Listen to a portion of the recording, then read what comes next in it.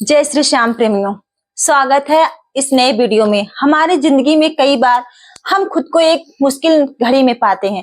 कई बार हमें बड़े फैसले लेने पड़ते हैं, लेकिन हमें यह नहीं पता होता कि वो सही है या गलत। क्या उस फैसले का परिणाम हमारे जीवन में खुशियां लाएगा या मुसीबत। लेकिन कई बार हमारे पास सही निर्णय लेने के सुझाव नहीं होते और हम जल्दबाजी में फैसला कर लेते हैं, और उन फैसलों की वजह से हमारी जिंदगी सुखमय हो सकती है या फिर हमारी जिंदगी नरक से भी बढ़कर हो सकती है। इसलिए सही फैसला लेने की क्षमता हमारे जीवन में सफलता हासिल करने के लिए आवश्यक है। तो चलिए आज इस कहानी के माध्यम से जानते हैं कि जीवन में सही फैसले कैसे लिए जाते हैं और यह भी सही निर्णय लेने का तरीका कौन सा है। तो बिना किसी देरी का कहानी शुरू करते हैं। कई साल पहले की बात है। एक छोटे से राज्य में एक भिक्षुक निवास करते थे, जिन्हें सभी जगहों पर उनके ज्ञान के बड़े जगह चर्चे थे। वह भिक्षुक बहुत ज्ञानी थे। उनके पास लोग बहुत दूर दूर से आते थे ताकि वे उनसे अपनी समस्याओं का समाधान प्राप्त कर सके। उनके पास कोई भी कैसी भी समस्या लेकर क्यों ना आए, वह समस्या का समाधान अवश्य करते थे। जब भी वह किसी की समस्या सुनते तो उस समस्या को बड़े ध्यान से सुनते, समझते, उसमें लीन हो जाते और उसके बाद कुछ देर के बाद वो आंखें बंद करके उस समस्या के बारे में अच्छे से सोच विचार करते और उसके बाद उसका समाधान देते। ऐसे में कोई व्यक्ति उनके बारे में केवल एक ही बात सोचता था, शायद इन साधु के पास कोई ऐसी चमत्कारी शक्तियां हैं जिससे यह समाधान पूछते हैं और उसके बाद हमें वह समाधान बताते हैं। एक बार एक युवक ने उस महाराज से पूछ ही लिया, क्या आपके पास कोई ऐसी चमत्कारी शक्ति है जिसके कारण आप हमारी समस्याओं का समाधान करते हैं, या आपके पास कोई ऐसी दिव्य दृष्टि है जिससे आप हमारी समस्याओं का समाधान खोज पाते हैं। उस युवक की बात सुनकर वो साधु जोर जोर से हंसने लगा, लेकिन उन्होंने उस युवक का बात का कोई जवाब नहीं दिया। उसके कुछ ही दिनों बाद उस राज्य में एक बड़ी अजीब सी घटना घटी। उस राज्य में एक बुढ़िया औरत रहा करती थी जो अपने पूरे घर में अकेली रहती थी। उसका कोई ना था। उस राज्य से होकर 4 मित्र अपने घर की ओर जा रहे थे। वे लोग दूसरे नगर में काम करके पैसा इकट्ठा करके अपने गांव की ओर जा रहे थे। ये बात बहुत पुराने जमाने की है, जब यातायात के साधन ना हुआ करते थे, इसलिए वो लोग पैदल की यात्रा करते थे। इसी कारण वो चारों मित्र अपने अपने धन को इकट्ठा करके अपने गांव की ओर प्रस्थान कर रहे थे। उन चारों ने अपना धन एक छोटी सी पोटली में रखा था और उसी पोटली में उन सब की सारी कमाई थी। तभी उन चारों मित्रों में से एक मित्र कहता है, मित्रों, इस तरह से यदि हम अपना धन अलग अलग रखेंगे तो इससे हमारा धन चोरी हो सकता। क्यों ना हम अपना सारा धन एक ही पोटली में रख दें, जिससे हम सब इस पर ध्यान भी दे सकेंगे और हमारा धन सुरक्षा भी रहेगा। और जब हम अपने गांव पहुंच जाएंगे तो हम वहां पर अपना अपना हिस्सा इसमें से ले लेंगे। उन दिनों मित्रों ने उस युवक की बात मान ली और वे सभी मिलकर अपना धन एक ही पोटली में रख देते हैं और वे सभी मिलकर अपने गांव की ओर आगे बढ़ते हैं। चलते चलते काफी समय बीत चुका था और अब रात्रि होने वाली थी। तभी आगे चलकर रास्ते में उन्हें एक घर दिखाई दिया जहां पर एक बूढ़ी औरत रहा करती थी। रात्रि का समय भी हो चुका था और उन चारों मित्रों को रात रुकने के लिए कोई ना कोई जगह की आवश्यक थी। ऐसे में उन चारों ने मिलकर यही योजना बनाई कि वे लोग आज रात इसी घर में ठहरेंगे। इसलिए वे चारों लोग उस घर की ओर आगे बढ़ते हैं। उस घर का दरवाजा खटखटाते हैं।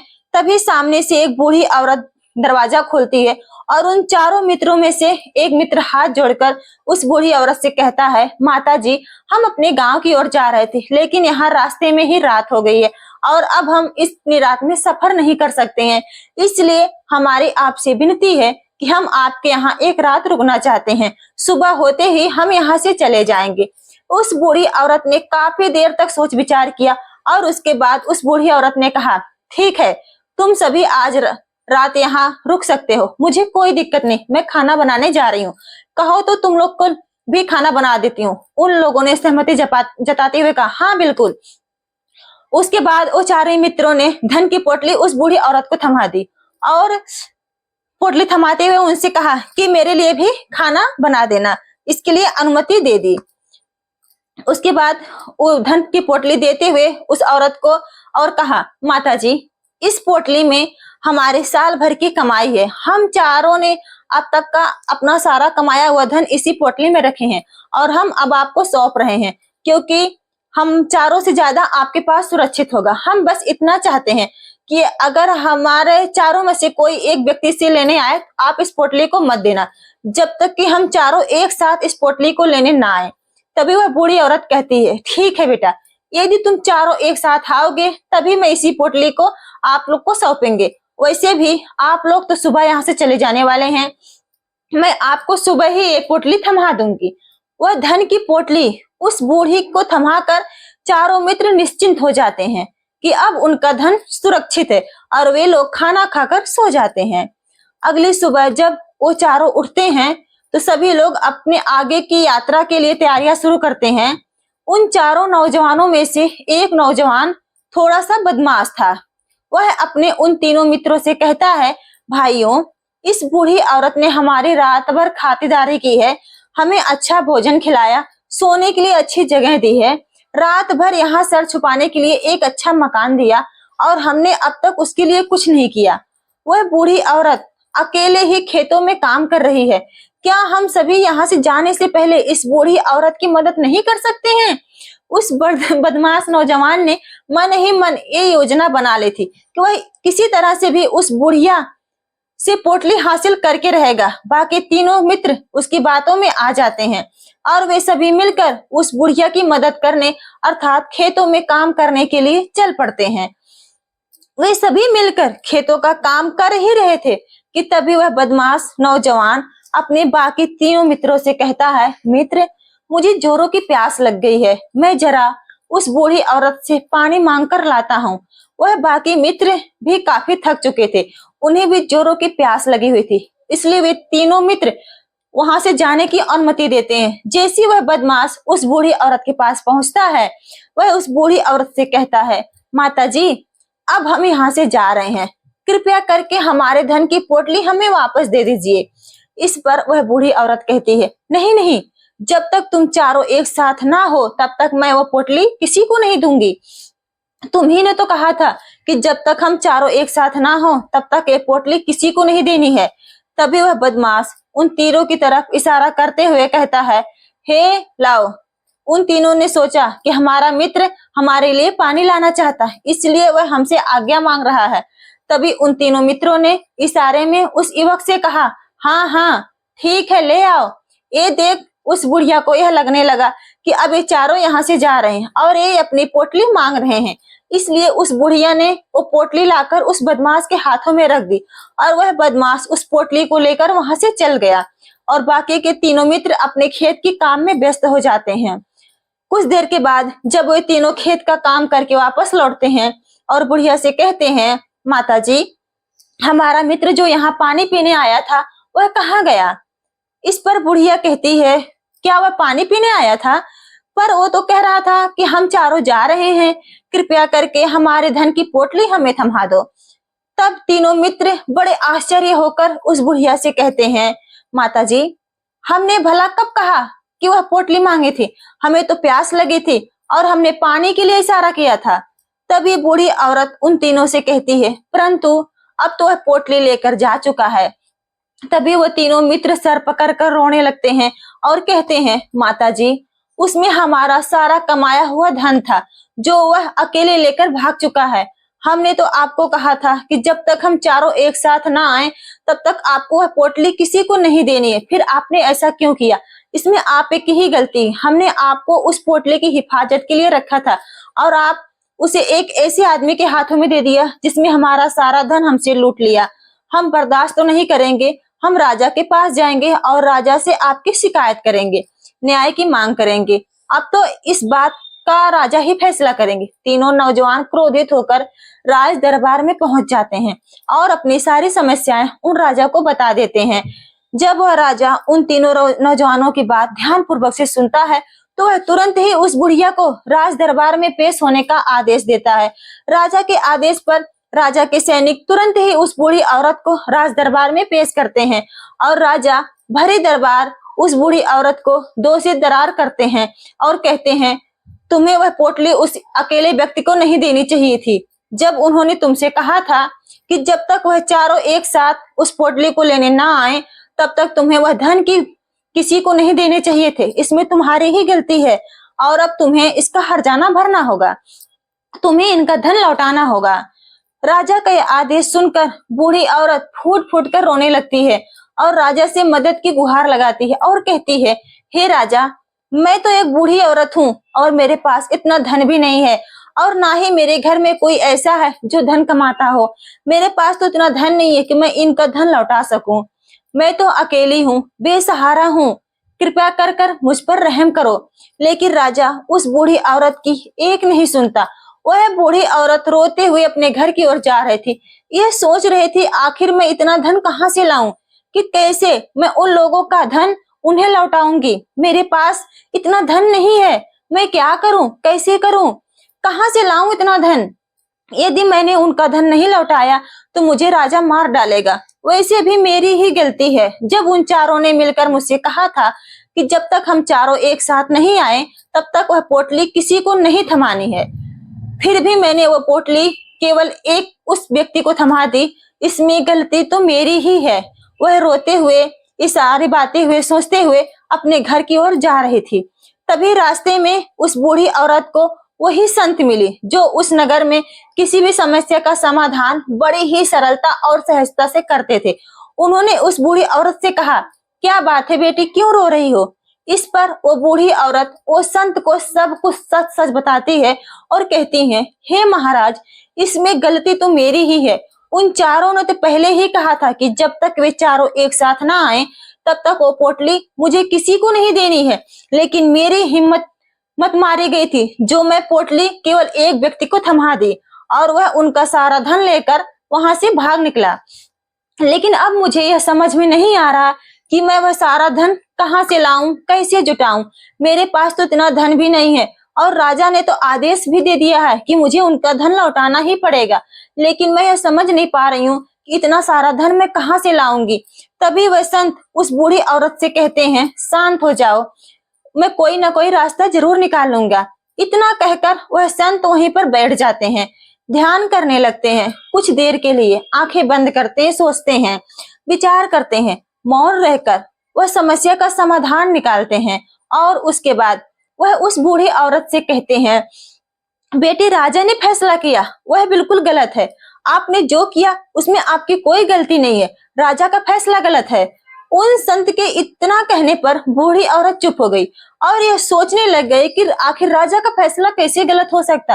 राजा तो सभी के लिए न्याय ही करते हैं और वो कभी किसी का बुरा नहीं करते, फिर आखिर आज राजा का फैसला कैसे गलत हो गया। वो संत और उस बुढ़िया की बात आसपास के खड़े लोग सभी लोग सुन रहे थे और वे लोग भी बड़े अचरज में थे, क्योंकि राजा का फैसला कैसे गलत हो सकता है। राजा ने तो बिल्कुल सही फैसला लिया है।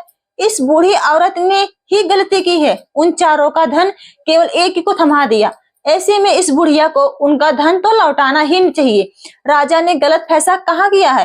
तभी वह संत उस बूढ़ी से कहते हैं, जाओ और राज दरबार में कह दो, हे राजन, आपका फैसला गलत है और सही क्या है, गलत क्या है, इसका फैसला मैं करूंगी।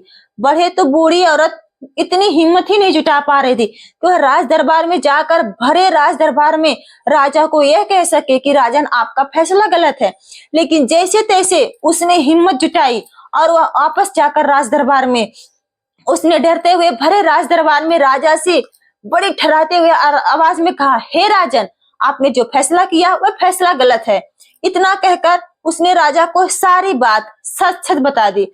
उस बूढ़ी औरत को राजा सुनकर राजा बहुत क्रोधित हुआ। राजा ने उस बूढ़ी औरत से कहा, कौन है वो संत जिसने मेरे फैसले को गलत बताया है।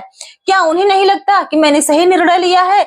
मैं हर रोज कई निर्णय लेता हूँ, कई फैसले करता हूँ, लेकिन आज तक कभी कोई मुझसे यह नहीं कहा कि मेरा फैसला गलत है। यदि वह संत मुझे सही फैसला नहीं सुनाया तो उन्हें फांसी का सजा दे दूंगा। ये बात पूरे नगर में फैल गई। सभी लोग यह जानने के लिए हैरान थे कि आखिर वह साधु ऐसा कौन सा फैसला सुनाने वाले हैं जो राजा से भी उचित होगा, जिसमें सबके लिए न्याय होगा। राजा ने अपने सैनिकों को तुरंत ही आदेश दिया कि जाओ और संत को राज दरबार में लेकर आओ। राजा की आज्ञा के अनुसार वे सैनिक तुरंत ही संतों को लेने के लिए निकल पड़े। वे लोग कुछ ही देर बाद वो संत को लेकर राज दरबार में पहुंचे। राज दरबार में पहुंचे, सभी लोग उपस्थित थे और सभी लोग वो संत के फैसले का इंतजार कर रहे थे। उन संत को देखकर राजा कहता है, महाराज आपको ऐसा क्यों लगता है कि हमने जो फैसला किया है वह गलत है? इस बुढ़िया ने यह वादा किया था कि वे चारों लोगों को एक साथ पोटली देगी, फिर आखिर उसने अपना वादा क्यों तोड़ा? इसने यह गलती क्यों की कि इसने केवल एक ही को ही पोटली थमा दी और वह उनका सारा धन लेकर भाग गया? तो क्या इसमें इसकी गलती नहीं है? क्या इसे इनका धन नहीं लौटाना चाहिए? इस पर वह साधु बड़ी विनम्रता से कहता, हे राजन, ये आपका फैसला था, लेकिन मैं आपसे कुछ कहना चाहता हूँ। इस पर राजा कहता, ठीक है, कहिए आप क्या कहना चाहते हैं? इस पर वह साधु बड़ी विनम्रता से कहता है, हे राजन, जैसा कि वादा किया गया था, पोटली एक साथ उन चारों को दी जाएगी, तो अभी तो केवल ये 3 है, चौथा कहाँ है? तो इनसे कहिए कि ये लोग यहाँ से वापस जाएं और अपने उस चौथे मित्र को यहाँ वापस आए, तभी इनको इनका धन वापस दिया जाएगा। और वादा भी ऐसा ही किया गया था कि जब तक चारों लोग एक साथ ना हो तब तक उनका धन उन्हें नहीं लौटाया जाएगा। और यदि ये बूढ़ी औरत ये तीनों को धन लौटा देती है तो ये बूढ़ी औरत अपना वादा तोड़ देगी और ये सही नहीं है। यदि आप चाहते हैं कि इनका धन इन्हें लौटाया जाए तो पहले इनसे कहिए कि ये लोग जाएं, अपने उस चौथे मित्र को यहाँ वापस लेकर आए। उस राज दरबार में हर कोई सुनकर बहुत खुश हुआ। सभी लोग उस संत की बहुत तारीफ की। राजा भी उस संत के फैसले को पूरी तरह सहमत था। राजा ने तुरंत ही उस संत के सामने सर झुका कर लेता है और हाथ जोड़कर कहता, हे महाराज, आपका ये फैसला इतना सही कैसे हो सकता? आखिर ये बात मेरे दिमाग में आई क्यों नहीं? मैंने इस बात को इस तरह से सोचा क्यों नहीं? तभी वह साधु उस राजा से कहते, हे राजन, आपके पास और भी काम होते हैं, आप दिन भर व्यस्त रहते हैं और आपको जल्दबाजी में फैसले लेने पड़ते हैं। आप इस मामले को सुना समझा, लेकिन इसे देखने में आप गलती कर गए। इसे आप केवल ऊपरी तौर पर देखा, आपने इसकी गहराई तक जाने का प्रयास नहीं किया। यदि आप अगर इसे गहराई तक देखा होता, समझा होता, तो आप भी इसी नतीजे पर आते। जब तक हम किसी मामले की गहराई तक नहीं जाते हैं तब तक हम उसका सही समाधान नहीं निकाल सकते हैं। लेकिन हम में से अधिकांश लोग अपने फैसले केवल जल्दबाजी में लेना चाहते हैं, भले ही वह मामला कितना गंभीर क्यों ना हो। हमें तो बस अपना हक चाहिए, हमारा नाम होना चाहिए, भले ही फैसला हमारे लिए आगे चलकर हमारे लिए नुकसानदायक क्यों ना हो। लेकिन हम तो उस मामले की गहराई तक जानने के लिए सोचते तक नहीं। तभी वह राजा उस संत से कहता, हे महाराज, क्या आपके पास कोई दिव्य शक्तियां हैं? क्या आपके पास कोई ऐसी चमत्कारी शक्ति है जिससे आप सवाल करते हैं और बदले में वह आपको जवाब देती है, जिस कारण आप सटीक और सही समाधान बता पाते हैं? राजा की यह बात सुनकर वह संत मुस्कुराने लगे और राजा से कहते, हे राजन, ये सवाल मुझसे कई लोगों ने पूछा और मैंने कभी किसी का कोई जवाब नहीं दिया, लेकिन आज आप इस राज्य के राजा हैं। मैं इस प्रश्न का उत्तर देता हूँ। आप में से कई लोगों को यहाँ लगता है कि मेरे पास कोई ऐसी शक्तियां हैं जिससे मैं बात कर सकता हूँ, जिससे मैं कोई समस्या का समाधान पा सकता हूँ। लेकिन मैं आप लोगों को एक बात सच सच बताता हूँ, मेरे पास ऐसी कोई शक्तियां नहीं है।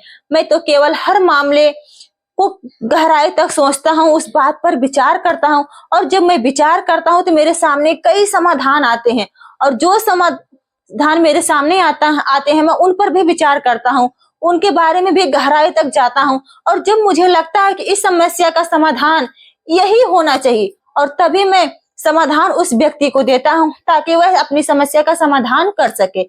अब आप ही सोचिए, आप जल्दबाजी में यह फैसला लेकर इस बुढ़िया का जीवन पूरी तरह से बर्बाद कर देते। हमारा पूरा जीवन केवल एक फैसले पर निर्भर करता है। यदि वह फैसला सही हुआ तो हमारा जीवन अच्छा बन जाएगा, यदि वह फैसला गलत निकला तो हमारा जीवन नर्क से बदतर हो जाएगा। इसलिए यदि आप सही और सटीक फैसला लेना चाहते हैं तो आपको मौन रहना सीखना पड़ेगा, मौन रहकर उस पर विचार करना सीखना पड़ेगा, क्योंकि हमारे फैसले हमारा भविष्य तय करते हैं, हमारी जिंदगी का अगला पड़ाव तय करते हैं।